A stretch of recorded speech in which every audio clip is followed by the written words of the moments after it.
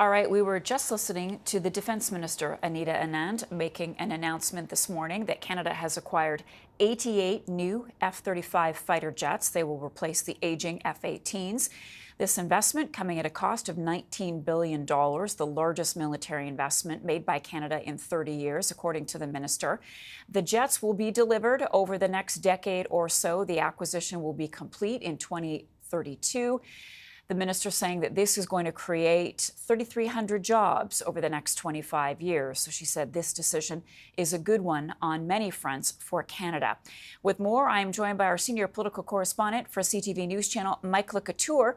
So Mike, the minister getting a couple of questions repeatedly, I'll put it that way.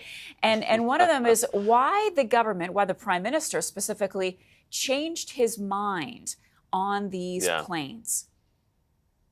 Yeah, I think back to 2015 during the election campaign, then Liberal leader Justin Trudeau saying a Liberal government would not buy the F-35s, and that was thrown at Anita Anand a number of times. What changed? What has happened between then and now? And also think back to that photo op of then Defense Minister Peter MacKay in the cockpit of an F-35 with a big thumbs up back in 2010. So a lot has changed, it seems, according to Anand, in terms of this actual F-35 fighter jet. She says that it has matured as a plane, likely talking about getting all of the kinks ironed out of the fighter jet. Also pressed on it and asked specifically about how it would do in the cold climate here in Canada.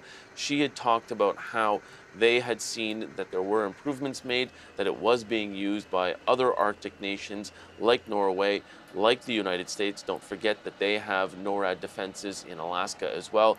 Canada needs this for NORAD defense, but also NATO defense, making sure that they can operate out of some of the different places where the F-18s are right now, such as Bagotville, Quebec, and Cold Lake, Alberta. Having been to Cold Lake, Alberta, I can tell you that it is named that for a very good reason, Marcia. It is a chilly place, and if you are going to operate fighter jets, you have to make sure that they can operate in those areas. Specifically, Anita Anand was talking about how the shorter runway that is likely necessary for Arctic locations as well. That is where Canada will be operating these out of. So essentially saying that all of the initial kinks that they had seen in the F-35 early on seemingly worked out now, seemingly, really sort of being acceptable now for the Canadian climate and acceptable for this government. And the other question, Mike, that came up is why do we need this many? Why do we need 88 of these jets? Yeah.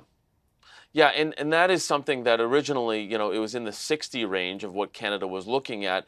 Anita Anand talking about the increasing need for NORAD, and especially with some of the increasing threats that we've seen. I mean, one has to think no further than just on the other side of the Canadian Arctic border. You have to remember the world actually is a globe, and on the northern border of Canada is Russia. We've seen what happened in Ukraine, and so likely the Canadian government saying that we need more defense than possibly we had thought years ago.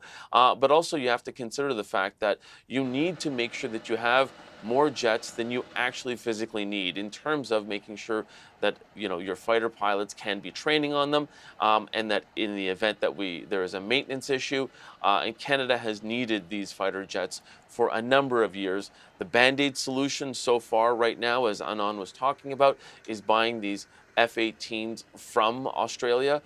Those will be there in the meantime. And then, as she had mentioned, the different tranches, as she calls them, of deliveries. So the first 4 delivered by 2026, the next 6 by 2027, then the other 6 that'll be coming in 2028.